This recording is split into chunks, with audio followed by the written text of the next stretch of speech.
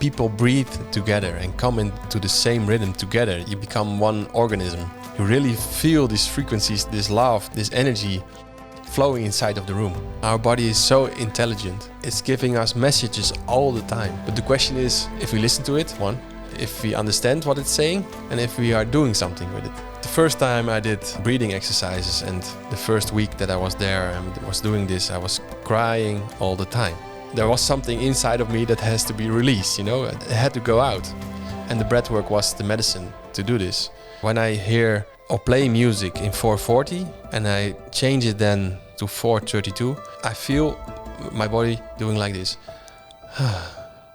But, there's a big but.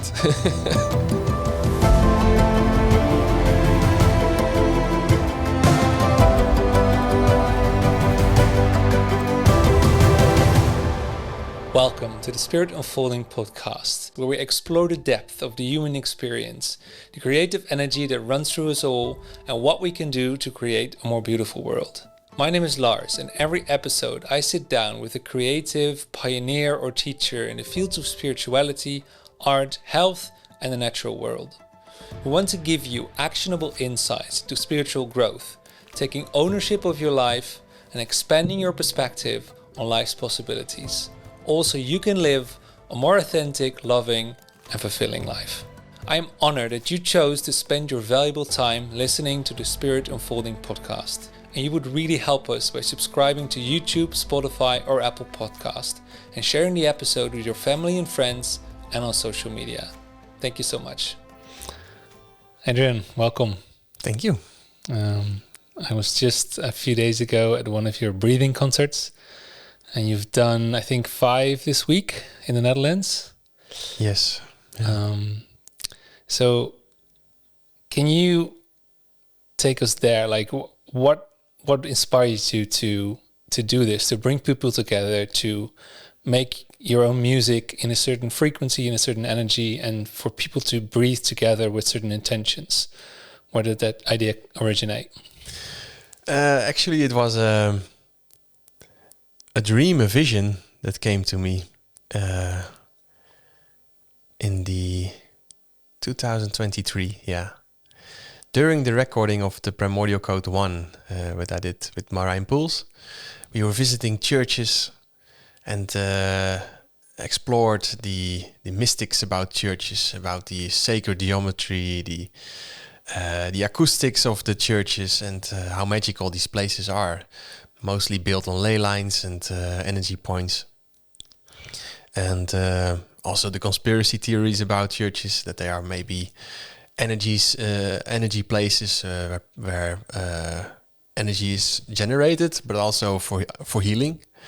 So very interesting topics to dive into. And then I thought, because I was already composing music for breathing at that point, because I discovered the power of the breath 5 years ago or something. I thought, I want to make music especially for breathing, that I can go in this rhythm of this breathing exercise. And when I was recording for Marijn Pools' films and going into these churches, I thought, oh, wow, how magical would it be if people come together on these power places, these churches or temples or cathedrals, and breathe all together in the same rhythm on music, what's made with love and also in healing frequencies. How magical cocktail would that be? Yeah. And so I thought, I have to do this. Yeah, I have to do this. Yeah. And I thought, how will I call it? Yeah, it's a sort of breathing concert. So yeah, why not? So I Googled breathing concert and I couldn't find anything yet about breathing concerts. And I just registered the domain name breathingconcert.com and let's go. So and a few months later, we did our first trial concert in Berlin.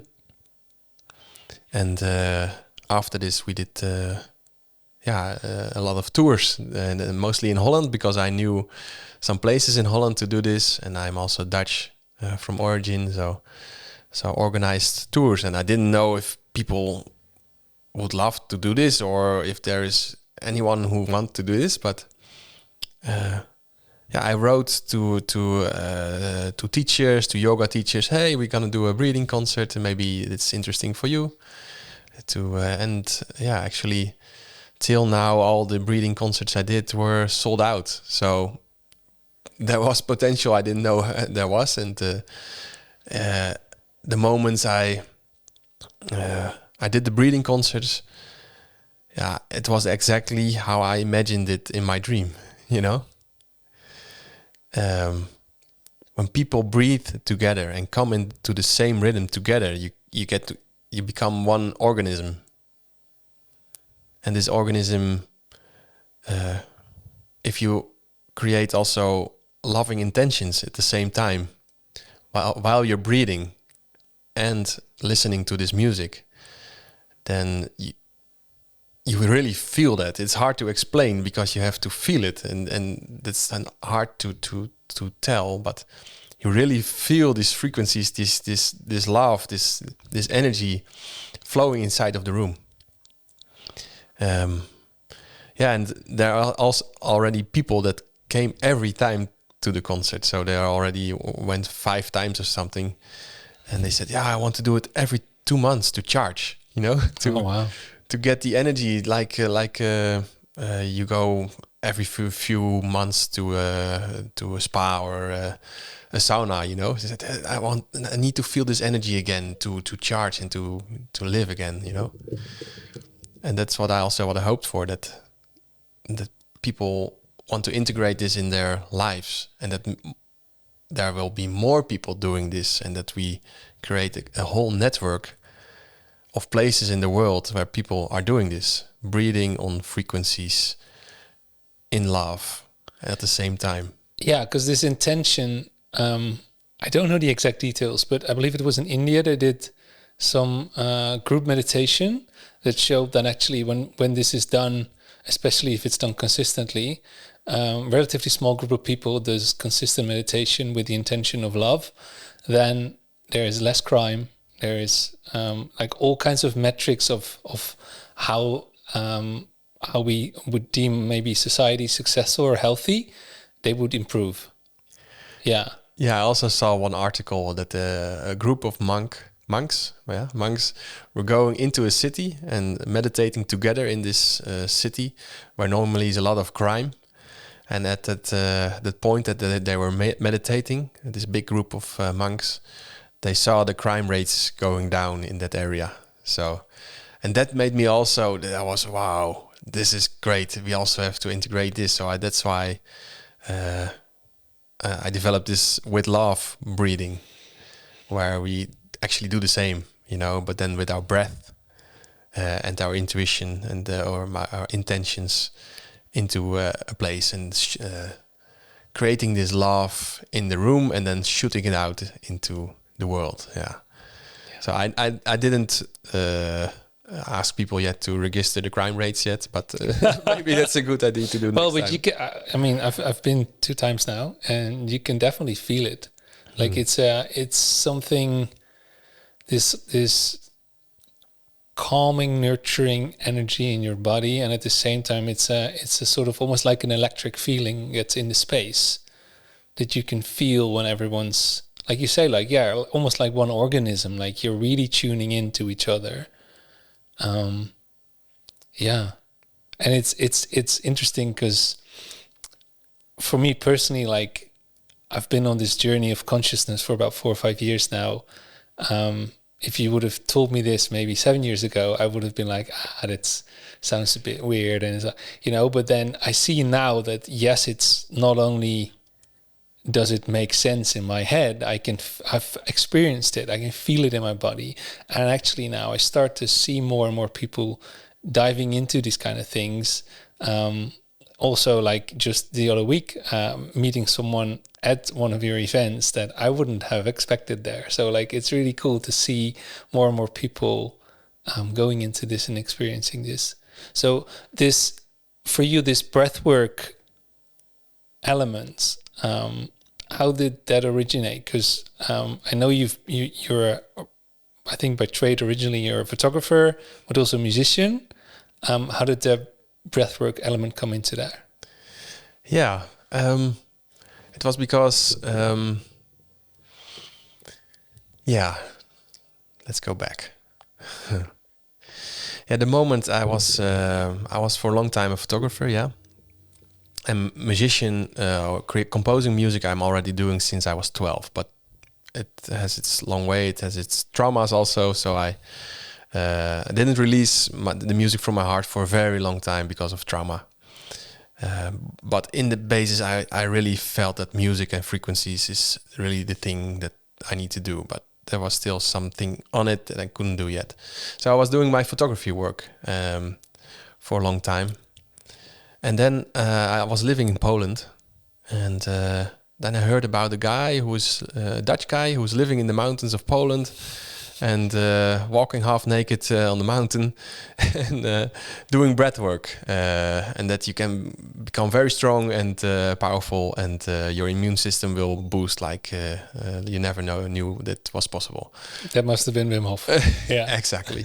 That was in the beginning times that I never heard of him before, but I found it very fascinating that he was living very close to my house in Poland there.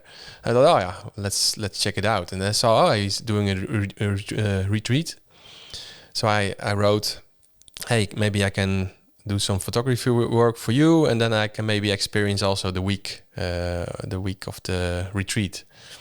And so we have a trade, I do something for you, you do something for me. I said, okay, just come.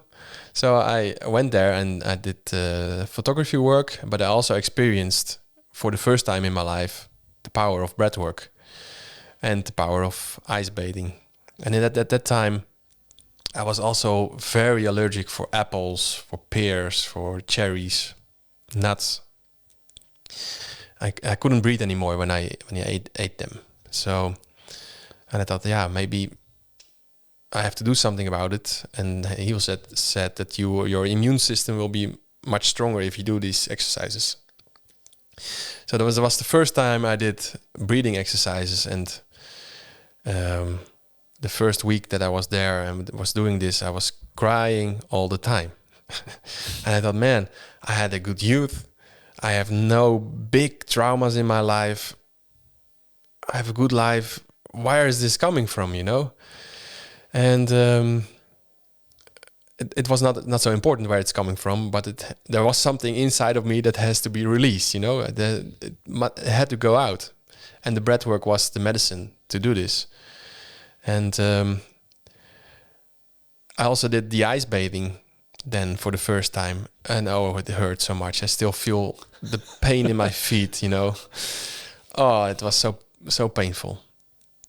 But I felt that it was really working. I felt there's something, so I had to go on. So I did this for a few months, and after a few months, I noticed that my allergy for these fruits was gone, and I didn't change in that period. I didn't change my diet or anything else in my life so drastically as doing this. So breathing and cold exposure, yes, and your allergies are gone. For me, it worked like that. So I don't know if this is a general rule, but I can now eat apples. So is there? Did Wim seen this before, or is there like an explanation to like possibly how that could help? Would it have to do with maybe the trauma release, or with like tension in the body, or is it more like a let's say even more physical sort of biological thing, in a sense of has to do with oxygen, or I don't know. Yeah, the exact technical reasons I don't know, but I think my immune system is just stronger now, and and probably also the release of toxins. I think because when your bucket is full and you put something extra in it, it will go out. Yeah, that makes sense. So that was my first experience with breathwork and the power of the breath, and then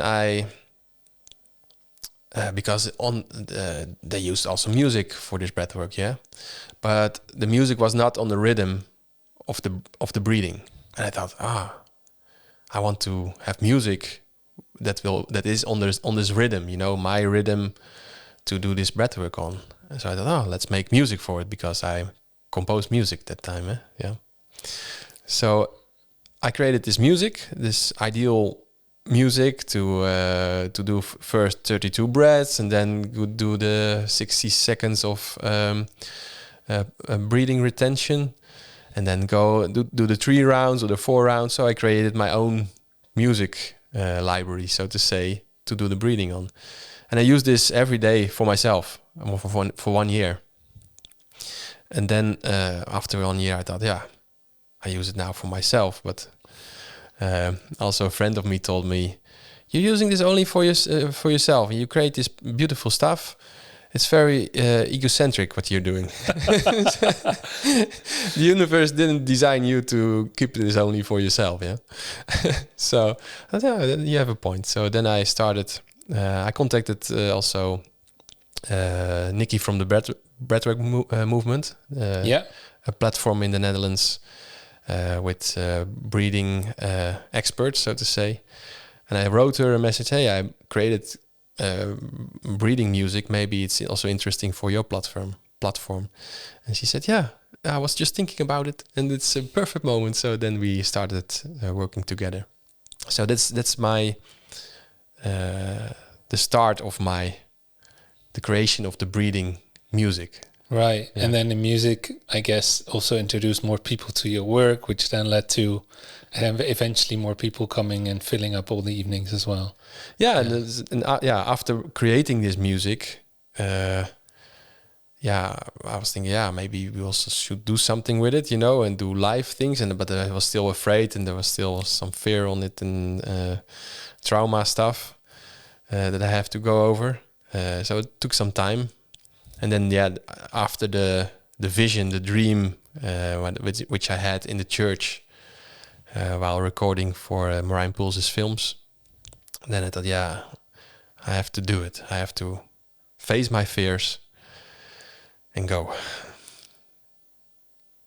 Yeah. Sweaty fingers, but yeah. That's the only way, right? Just to go through. Yeah. Yeah, that's also what I learned yesterday again.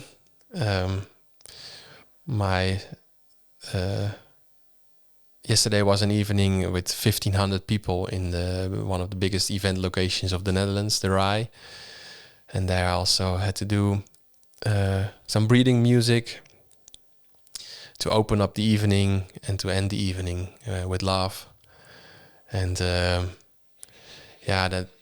that was really, again, a step forward to my dream, because in my dream I also see a cathedral with a choir and an orchestra, and that it's all live and performing and moving in frequency. So I'm not there yet at the end dream, so to say, but this was really a step forward again, from a few hundred people in churches to 1,500 people breathing all together and feeling this love through this room. Was really a big step forward. And yesterday also I felt before I got on the stage, I thought, I cannot do this. This is I shouldn't do this. Stay behind your camera. Stay behind your computer with composing the music. You shouldn't be in front of the stage. And these voices in your head that are trying to manipulate you and not following your ultimate way, so to your path. But I now know that I have to go through this, and I know that if at the end of the evening, I will feel fantastic, and I'm again transforming again. So I'm this exercise of going through, getting into the ice bath. It hurts, and you don't want it, but you have to, because it does good. It does good for you. So. And it's also with taking these steps forward. So transforming is about going through the pain and the fears. Yeah. So it rings so true. Like, definitely It's a continuous practice, and I notice it in myself as well. Like there's so many subtle ways of where a piece of me, whether you, I don't know, you'd label it the ego, whatever, it doesn't really matter even, but there's like this part that's like, oh no, just stay comfortable and stay small and sort of, on somewhere over there. And then, it's safe, but it's also boring. Nothing happens. You're not, well, definitely not transforming, but you're not even making small growth, maybe, if you only stay in the comfort zone.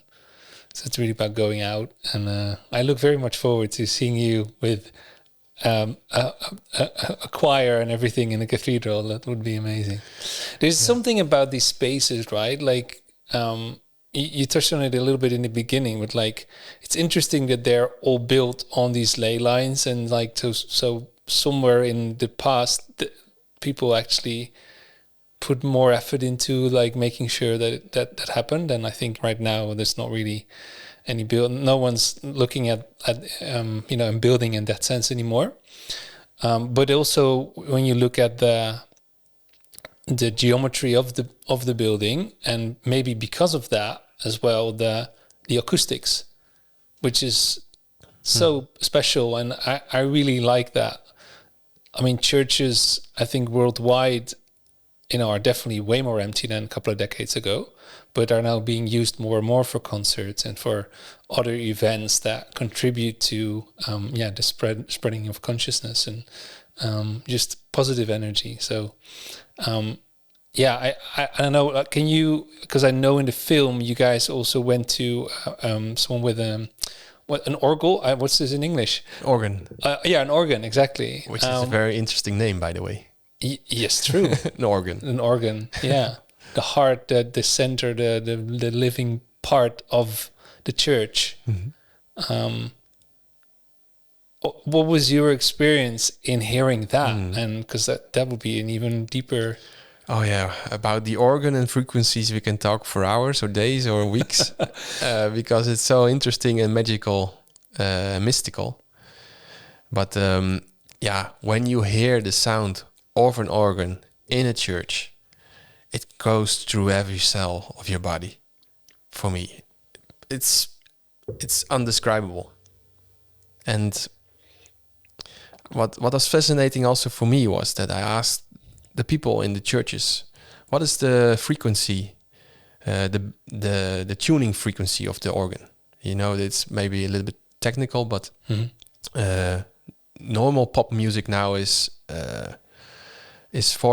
tuned to 440 hertz. I tune my music to 432 hertz, which is a little bit lower. So, but every organ, almost all organs are tuned a little bit different. So in the past, they didn't follow a standard rule to say, okay, the A on the piano, on the keys, when you push A, it should be 440 hertz. No, in all churches, the A is a different tuning. Some are 417, some is 420, it's all different. So then I was thinking, why didn't they use the same frequency? And I think this is not on science based, but my feeling says that they made the organ in that specific frequency because of the space of the church. That makes a lot of sense. That together with the space, it resonates well with the space. And sometimes when a church is a little bit smaller, then you should tune to 418 hertz. And when it's a little bit bigger, you should maybe tune the A to 419 hertz, that the frequencies can move perfectly into the space. So it depends on the room. So maybe they built the church around the organ. Can also be, I don't know, that they have, okay, we have now an organ and we build a space. So, but I think it's the other way around, that they built the church, and then they thought, okay, when we now want to have this perfect healing sound in this room, we have to tune this organ to this certain frequency. So, yeah. it feels more alive, and that's where the whole word of the organ, I think, it just intrigues me that it's named that way. But like, it there's something to it when you. I've heard it a few times in my life. Last time it's been a while, so it's would be maybe an invitation for myself and also if anyone listening to find a church where they would actually play the organ, and maybe the bigger the better. I don't know, but just this sense of it feels almost like it's alive. There's something, like you said, like really deep resonating in the body, and I know, like, well, let's talk more about frequencies, because I'm like, what, it can do so much within the body. Like, what is in your experience, like, do you notice something different when you would listen to 440 compared to 432, for example? Yeah, when it's my personal experience. I also look at science things and stuff, and I find it interesting. But for me, it's more important. What do I feel? And that's my standard. Okay, when I don't feel anything, then it's not so important for me. So when I hear or play music in 440, and I change it, then I change my tuning when I compose to 432, then I feel my body doing like this. There is something in it what makes me more relaxed when I tune my music in 432. But there's a big but.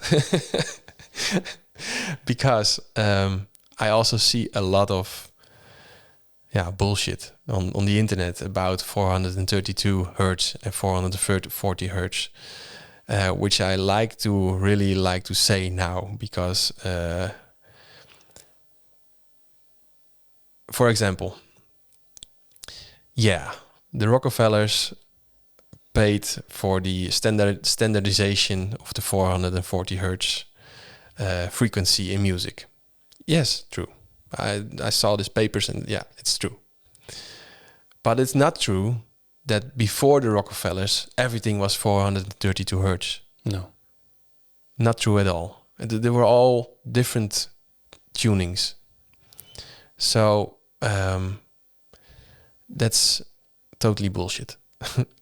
And the other thing is that sometimes you see these cymatics of water, and then they say, okay, this is 432 hertz and this is 440 hertz. And 432 hertz is very beautiful cymatics, and 440 hertz is like, you don't see this beautiful structure. I tested it myself for a week, so I was really busy with it. I asked the best cymatics guy from New Zealand for a video call to help me, and we made these beautiful patterns. But it really depends on the size of the thing where the water is in. Yeah, so it's like a sort of like a dish. Yeah. And that which has a resonant, like a speaker or something underneath. Yeah. That then you can tune to the frequency, and then because there's water in the dish, because it's being affected by the sound waves coming off the airwaves coming off the speaker, you would then see a pattern in the water. Exactly. Yeah. And when you have 432 hertz, that means it moves 432 times per second. So that's the frequency of this, the wavelength of this sound. And if you have a little bit bigger dish, then, for example, if you have the 432 hertz and you have this beautiful pattern of this water. If you were able to create this, because it depends on the water thickness, it depends on how much water is in the petri dish, it depends on the material of the petri dish, depends on the light, it depends on so many things. So if you created this beautiful pattern and you then change it to 440, then you will see that it maybe not resonates well again, so you don't get this beautiful pattern. But if you change the bucket or the petri dish a little bit bigger, or you make a little bit less water, then you probably be able to make this beautiful pattern with 440 hertz, and 432 will look not so beautiful. So I think it's bullshit. Yeah, so that's the second thing of the bullshit I want to get out of the world. Yeah. in our bubble. And there's also a third thing, and that's very important for me. They say that 440 hertz music creates headaches and stuff, and 432 hertz music is the only frequency what will be good for your body and stuff. For me, I listen to music that is tuned to 440 hertz, and this touches me so much. It resonates me so deep inside of me. That's so beautiful, so wonderful music in this frequency. And you can make so crappy music in 432 hertz that will bring you headaches, yeah? So I noticed that the intention is maybe more important than the frequency.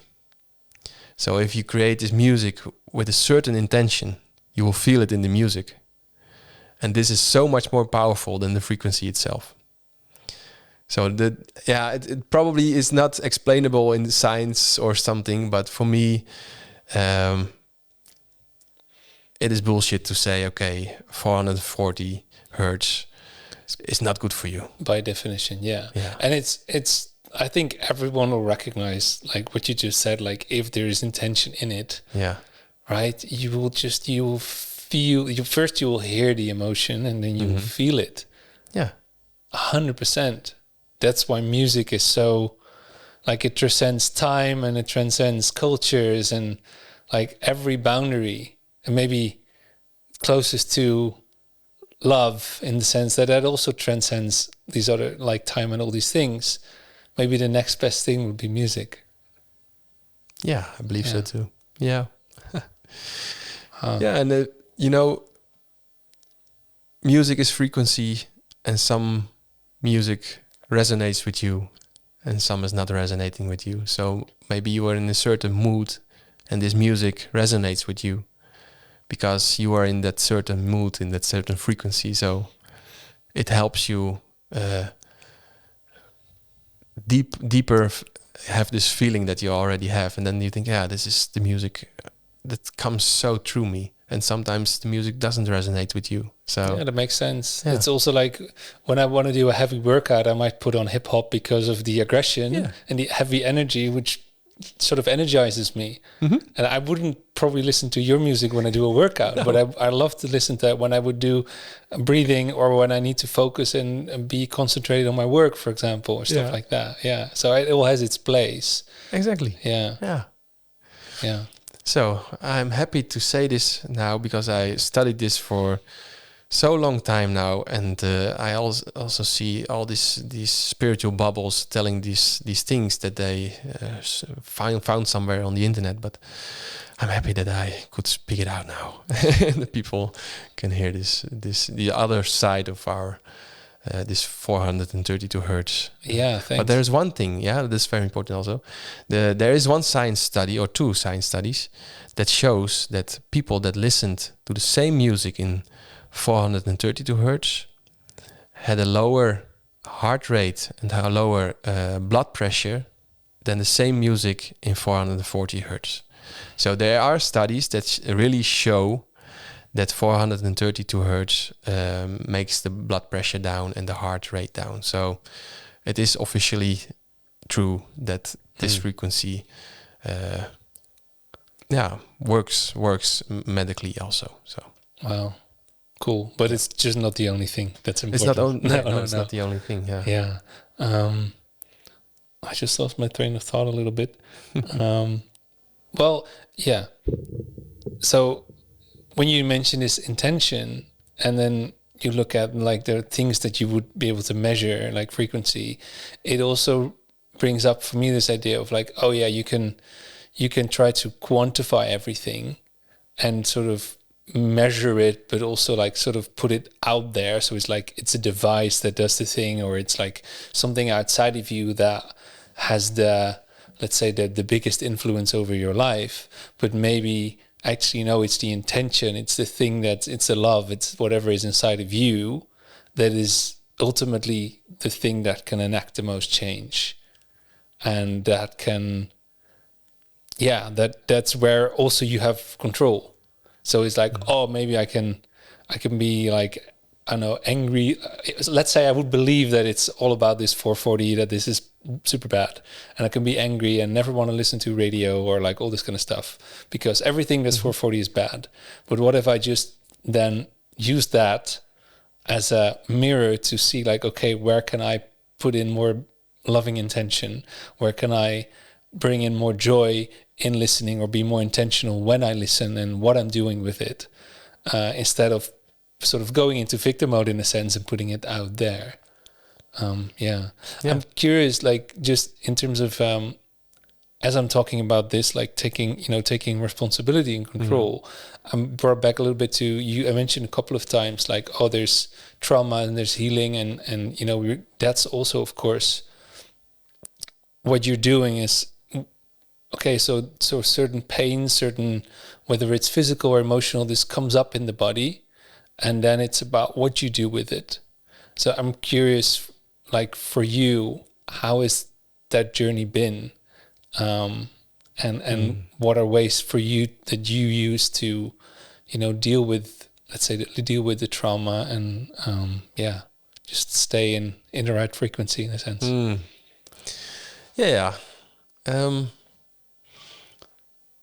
I was for a long time I was thinking, I only should be on a high frequency, I should put away the negative thoughts and when I'm positive all the time, and then my life will be positive, and when I allow only positivity in my life.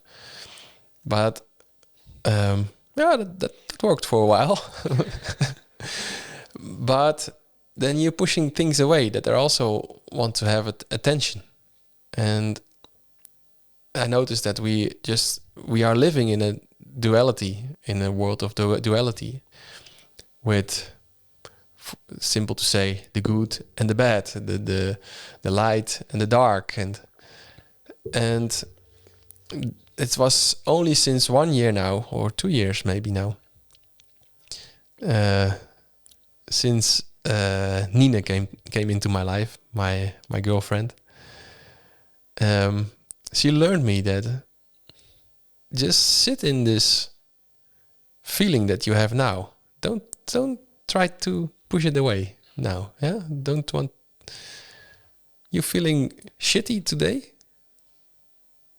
Just feel it. I don't want to feel like this, I want to do this and do that, and I want to feel happy, and that's the purpose of life. But no. Then I started to embrace the shittiness of life. And that was new for me, and it was not easy, because I all the time wanted to change it again. Or when you are doing things, then you don't have to think about the shit anymore. But when you just sit down, do nothing, and just sit in this shitty feeling, that's not easy, So, but I think it's necessary to do this, because otherwise it will get stuck somewhere in your body, and it will be a source of illness in the future, because your body can handle a lot, but at some point it's too much. And that was a new experience for me, to embrace the shit and sit in it. I try to visualize now what I just said. Embrace the shit and sit in it. It will be smelly, but that's also life. Yeah. And because of that shit, the light can also be there, and we can enjoy more about the beautiful things happening. For me, it's also been like, because I recognize so much of what you're saying. Like when you're then let's say embracing the heaviness, which you would push away because you don't want to feel it, and also for me it would also be part of it. Like, oh, I don't know what's going to happen if I let that sort of take control. If I fully let that in, like how big is it actually going to be? But then, like, actually 9 out of 10 times, it's not as big and as scary as you thought it was. Like if you're just with it, it dissolves, or at least part of it dissolves. And then all of a sudden you find the lightness and the joy again. And then it actually, because you've now felt the contrast, the joy is bigger. Yeah. And so how is this like when we talk about what you're doing with the breathing concerts? Of course, when people are doing heavy breath work, there's a lot of trauma that can come up as well. You're not going that deep with the big group right now, but like, is that how you? What's your vision for that? Like, are you seeing like this is, what's your vision for that when we talk about the breathing concerts? Yeah, that was also one of my main issues for doing this. That withhold me also from doing it. The safety, because when you do breath work, a lot of things can come up, and it can go that way and it can go that way. Yeah. So, and if you have a big group and you're doing not one-on-one coaching or a workshop with a few people where you can oversee everyone, then you cannot hold it and create a safe space for everyone. So that was one of the main issues for me. Okay, very important, safety during the breathing concerts. And that's why I also every time we do a breathing concert, in the beginning I say, you're the captain of your own life, you're not the passenger. And this is not the place to go over your borders.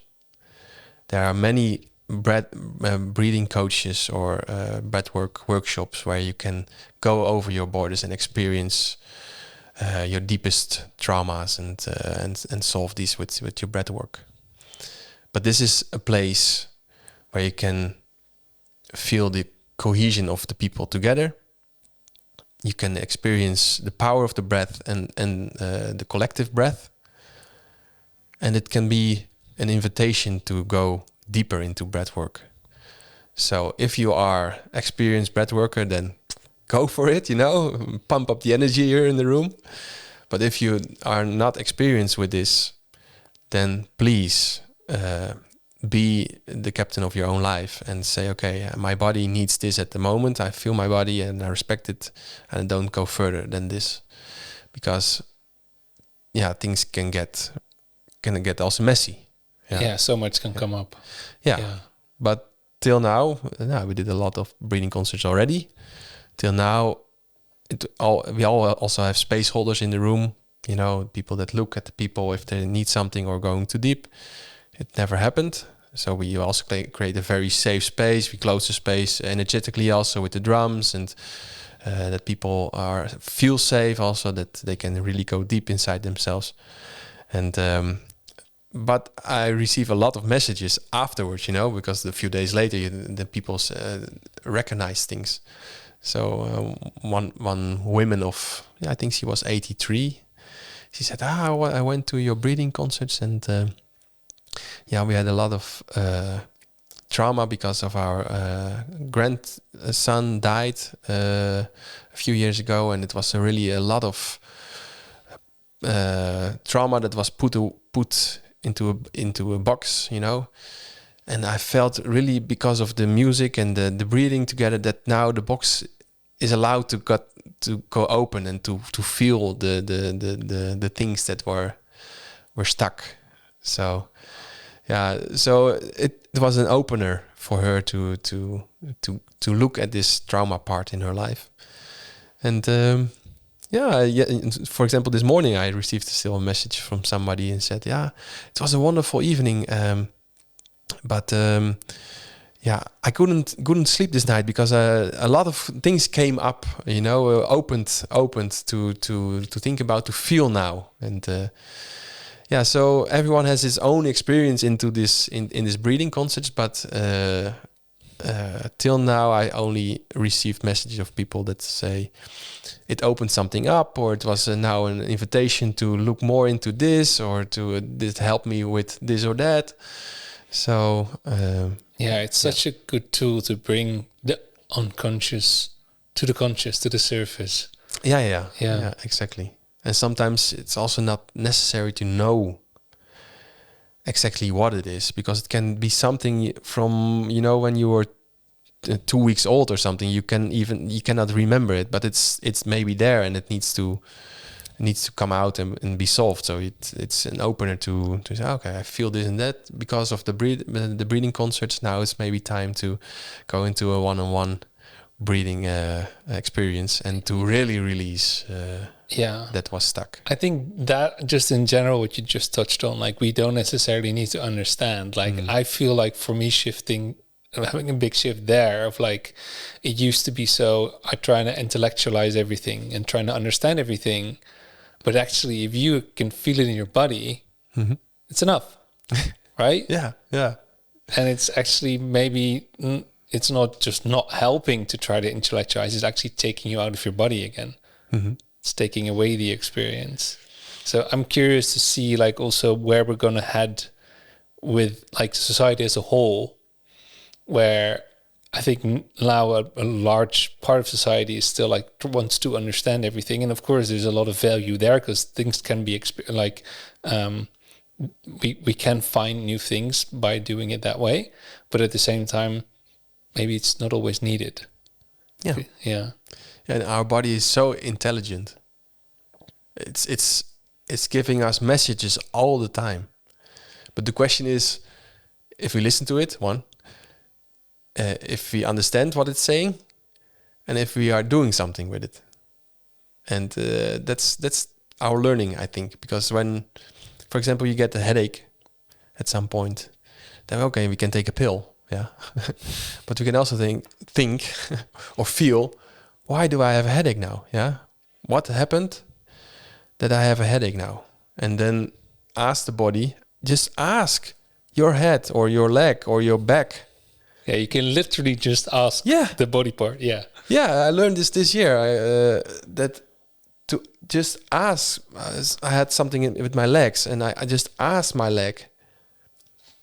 Okay, leg, you're asking for attention. What do you want to tell me? And it's really, I still feel a little bit crazy to ask my body part to what do you want to tell me? But if you are really open to the answer, then it will really give you answers. It talks to you. It's like if you have an entity inside your entity, Yeah, it has intelligence. It's all just cells. It's all like, it all has information, right? It all holds information and signaling, and it's I'm similar in the path where you are now, I think, in that sense. Like, a couple of years ago I had a very tough well, I won't name names, but I had like a client that I worked with for a couple of years, and at some point, like, what I was doing for them changed a little bit, where I was like doing so much editing as a filmmaker, and it just sucked all the energy out of me because of being behind the computer for such a long time.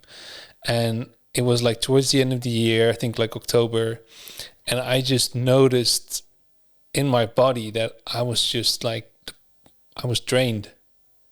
And of course there was already, like, I knew, but I didn't want to admit it.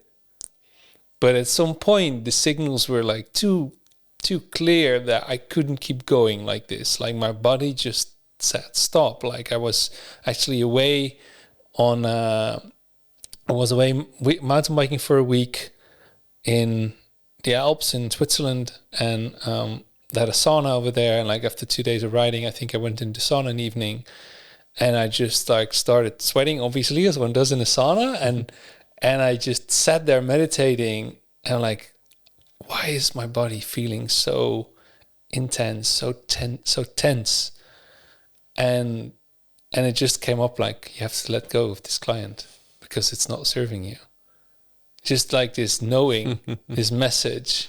And as soon as the message came up, and as soon as I accepted it, as soon as like, okay, that's what I will do. I will finish what I do with them now, because that's also important, like my words and agreements. But then I let it go. And I could feel my whole body go. And it was not just sweat coming out, but also other water, like, you know, like tears. And it's interesting if we have the willingness and perhaps the courage to really go deep inside and listen to the body, what it can teach us then. And I'm also curious, it's middle of winter. For people that are listening, Adrian is barefoot. He's barefoot most of the time. I think also gave you a bit of Instagram fame. And doing like tests with when it comes to like, you know, the grounding. Yeah. And can you explain like what's that all about, and how did you get on the path? I now have a black nail here because I let a tripod fall on my but in general it goes well with the barefoot walking, and I walk 95% of the time. I think I walk barefoot also in the winter, but I also, that's the same with doing the ice bathing or the going out of the comfort zone things. Walking barefoot is also one thing that's going out of the comfort zone, because if you are walking in the winter, in the cold, it's not comfortable. It's very not comfortable at all. And sometimes it hurts. But by doing this, you are really in touch, in the moment, in contact with nature, with everything in this 3D world around you. And there are a lot of films, and I also made a film myself with this meter, you know, that I could show that when you are grounded, when you're walking barefoot, then you're discharging the energy that is built up in your body. All this energy with all the frequencies and of the Wi-Fi and all the artificial frequencies that are, and even natural. I mean, there's more frequencies even still, right? But we're supposed to be connected to the earth. Yeah, because then it goes floop directly into the earth. And if we wear shoes all the time or are not grounded, then it keeps into this statical load keeps inside our bodies, and we become energy bombs, you know. And if you're grounded, you know, when people are going to the beach and they're going with their shoes, they're going to the beach. Okay, now we're going to the beach. And they're at the beach and they take off their shoes and they put their feet into the sand. The first thing they do is, because at that moment, the energy flows away, you know? Yeah. And you're grounded, and then everything can flow again. And there's an exchange of energy of Mother Earth and your body. And everything can flow again. So that's why I decided, okay, I will go barefoot as much as I can. Yeah. And of course you get trouble when you go into a restaurant. Because it's not how do you say, polite. Or etiquette, or not allowed. Exactly. Yeah. Or in a supermarket, and you get a lot of questions. Or there are also religions, you know, and people that don't like if you come barefoot from outside into your house. So I now, that's why I say I'm 95% of the time, because I also want to respect others. When I come into a house of somebody and I know, okay, this person doesn't want you to come barefoot in their house, then I respect that. You know, it's their place, and I enter their sacred space. And that's also the case when you go into a restaurant. for example, that somebody's passion is its place where the person created this space. And if this person don't want you to come barefoot in your restaurant, then I would love to respect that. So then I go to a restaurant where I can go barefoot, or I just wear shoes, and but it's interesting because especially now in winter, I do it a lot in summer. I try to be barefoot as much as I can, especially try to walk, at least once a day, be on the grass or whatever. And then in the winter, I'm curious, because it's all everyone, as soon as the winter starts to knock on the door, and everyone starts to have little illnesses, we all have runny noses and all this kind of stuff, and then we give that the name, it's a flu, but it's just I would say a name for a series of symptoms, or a cold, a cold, exactly, but maybe it also has something to do with the fact that in winter we're actually way less connected to nature. There's less sunlight. We're less connected. We're probably not in the water. At least most of us aren't. We're not connected to the earth. So, we are just not connected to nature and to earth, and maybe that is also. It makes so much sense to me that would lead to, more illness because of this accumulation of, static energy, electromagnetic energy in the body. Yeah, I think so too. And also the toxins that we get into our bodies, they also, when you walk barefoot or discharge all the time, it also will neutralize these toxins. And of course, I understand that in winter you don't go barefoot. But I would love to invite you to. You can also do it only a few minutes. Go outside now. It rained. Stand inside of a pool of water with mud or something, just for 1 minute, and just play with your feet. Yeah, just being a kid again, being a child again, and just enjoy this sensation of this mud between the fingers of your feet, and it is magical. You feel really, after this only 1 minute or 30 seconds, you feel discharged. You feel very good. And just go inside, put warm socks on, sit next to the radiator and put your feet next to the radiator or something. But you don't have to walk for hours into the cold and have pain all the time. I did it, but you don't have to, you don't have to go over your borders all the time. But only if you do this one time a day or 2 times a day, just stand for a few seconds in your grass in your garden or in the park. When you walk in the park, put your socks out and your shoes out, and just to feel this drops of rain on the grass. It's such a lovely feeling, yeah. It's like we actually get to feel not just nature but also the elements and the seasons, and we want to have this. I don't necessarily want to. Well, certain parts of the day, yes. So this, you want to be dry, you want to be warm, but then it's also good to feel all the other things. It's good to feel the rain. It's good to feel the cold, and also to give your body input of because if it's really cold, probably your body will do different things with the nutrients it gets and all that kind of stuff. So that will actually help you to stay healthy throughout the winter, for example. Yeah, exactly. And what we talked about before already is the only way for real transformation is to get out of the comfort zone. There is the treasure of growth with everything. So 100%. I think that's a beautiful way to end. Or at least as any final messages that you want to share, and also please let everyone know where they can find you, your music, any events that you have coming up.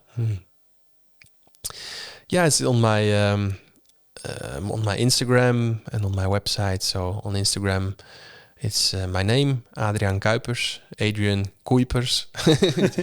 It's a Dutch name, so it's a little bit hard for foreigners to write it. But But you can also go to breathingconcerts.com, and it will also lead to my website. And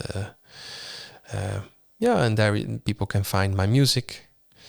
Also, there's also a link to the documentaries I help marine pools with, and also I compose the music for this. Also, my events are on this site. So, if people want to know more, they can find me there. Amazing. So there's events coming later in the year, I think, again. Yeah. Probably. I already printed the flyers, so but on Saturday I will have a look one more time. Still in the church, in a very big church in Amsterdam, probably with 400 people doing the breathing concert and making the love together on this power place. And my wish is for the end of this year to organize the biggest breathing concert till now. I'm not sure if I have the choir and orchestra yet then, because it's very expensive to organize this. And but I found somebody which I'm now in contact with, and she's an opera singer, and when she is opening her mouth, it doesn't matter if it's 440, 432 or anything else. If she opens her mouth and there comes sound out of it, you really, it's a bath of love and frequencies that's amazing. So I really would like to work with her on one breathing concert. It will be really amazing. I want to be in the audience at that moment. Oh, wow. Yeah. So, and she's from Toronto, and so I'm now working on it to maybe in September to do this. Yeah. Amazing. Looking forward to it very much. Well, we'll keep following you, and thanks so much, Adrian. Yeah. Thank you. Love. Thanks for watching or listening to the Spirit Unfolding podcast. I'm so grateful that you've joined us in this episode, and I hope that you've gained valuable insights and inspiration that you can apply to your own life. If you enjoyed the episode, please share it with your family, friends, and on social media. And subscribe on YouTube, Spotify, and Apple Podcasts so we can reach more people and bring on bigger guests. Thank you, and I'll see you on the next one. Bye-bye.